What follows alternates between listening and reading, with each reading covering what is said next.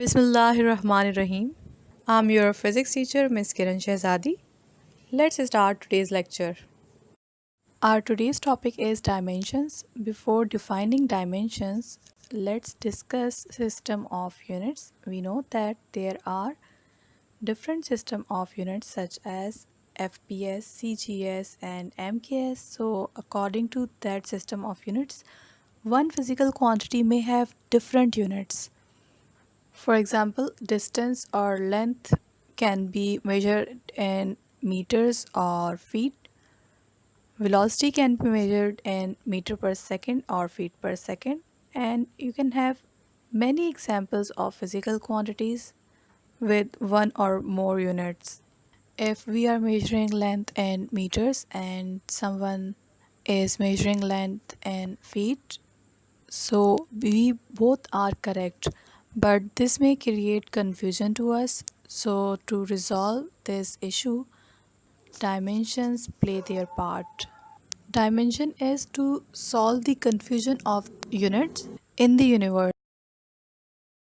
Let's try to understand what dimension exactly is.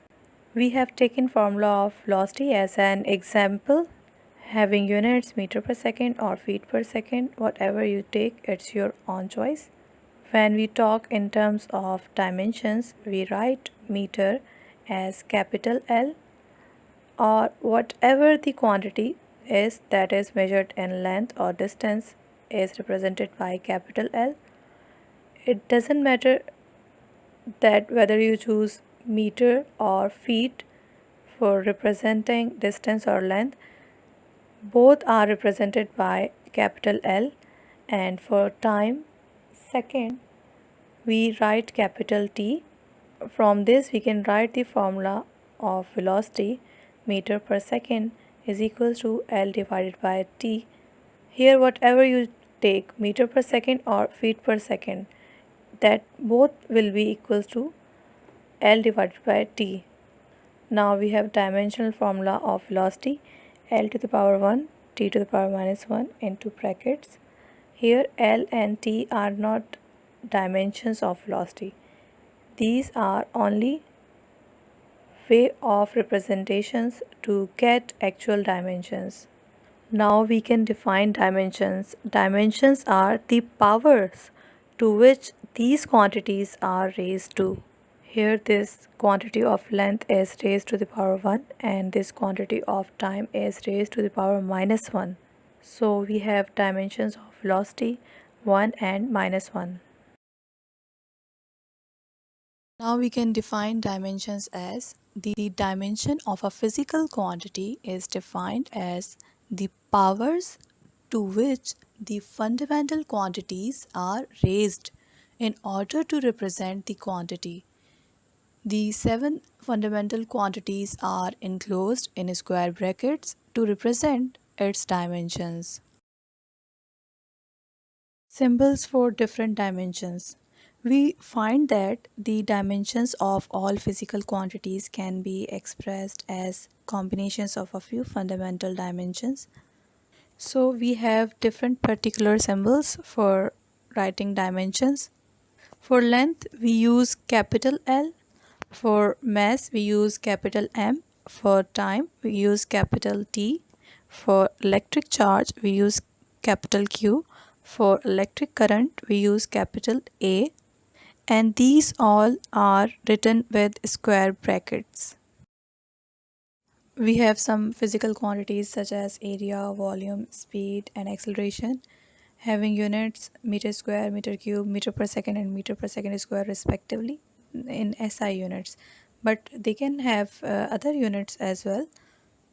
And we know that for writing dimensions, it doesn't matter that which system of unit is given, because to solve this confusion of units, we use dimensions. So for area, we can write capital L square. For volume, we can write capital L cube. For speed, we can write capital L divided by T. For acceleration, we can write capital L divided by capital T square. This is representation for dimension. Now we will calculate the dimensions of these quantities. We started our discussion with velocity, so let's calculate the dimension of velocity step by step. First of all, for writing dimensions, we write formula of physical quantity. Here physical quantity is velocity and its formula is velocity is equals to displacement divided by time, that is s divided by t. We know that for quantity s, that is displacement or distance or any quantity that measures length, we write capital L with square brackets, and for time we write capital T with square brackets. Here you can see that I have written L to the power 1, M to the power 0 and T to the power 0 in numerator, and in denominator L to the power 0, M to the power 0 and T to the power 1. It's a standard way of writing. We can also write L to the power 1 divided by T to the power 1, but it's good to write M and T with L, and we get M to the power 0, L to the power 1, T to the power minus 1. Standard way of writing is, first of all we write M, then L, then T. And now from this we know that dimensions are the powers to which these fundamental quantities are raised to. So fundamental quantities are raised to the power 0, 1 and minus 1. So we get the dimension of velocity. Dimension of force. We know that formula of force is equals to mass into acceleration, where acceleration is velocity divided by time and velocity is length divided by time, and we get F is equals to mass into length divided by time square, and force is equals to mass into length into time to the power minus 2. For mass we write capital M, for length we write capital L, for time we write capital T, and the power of mass is 1, power of length is 1, power of time is minus 2. So we write M to the power 1, L to the power 1 and T to the power minus 2. This is the dimensional formula M, L, T minus 2 with square brackets. So dimensions of force is 1 in mass, 1 in length, minus 2 in time, and in a standard way we write it as in square brackets 1, 1 minus 2. Dimension of eta, coefficient of viscosity. From formula we know that F is equals to 6 pi eta VR. Now you will calculate dimensional formula of force and dimensional formula of velocity as we have already calculated in previous slides. So I'm just directly taking that formulas and putting in this equation, and we get ml t to the power minus 2 in square brackets is equals to eta into L t to the power minus 1 in square brackets, and here capital L is for radius r and it is written in square brackets. By solving we get eta is equals to m L to the power minus 1 t to the power minus 1, and the dimension of eta is 1, minus 1 and minus 1. Now we are going to calculate the dimensions of h, Planck's constant, as we know that from formula E is equals to h mu. H is Planck's constant. For finding its dimensions we need the dimensional formula of E and mu, frequency. For energy we know that E is equals to mc square. You will calculate the dimension of c by putting the formula speed upon time, and then you will get m to the power 1, L to the power 2 and T to the power minus 2 in square brackets. I did it directly, but you will do step by step. And we know that frequency is 1 divided by time t, and for t we write dimensional formula as capital T in square brackets. By putting dimensional formula of E and mu we get m L to the power 2 t to the power minus 2 is equals to h into 1 divided by capital T. And finally we get h is equals to m L to the power 2 t to the power minus 1. Here we know that the power of these base quantities, fundamental quantities, are 1, 2 and minus 1, and these are basically the dimensions of Planck's constant. H is equals to 1, 2 and minus 1. Dimensions of gravitational constant G. From formula we know that F is equals to G m1 m2 divided by r square.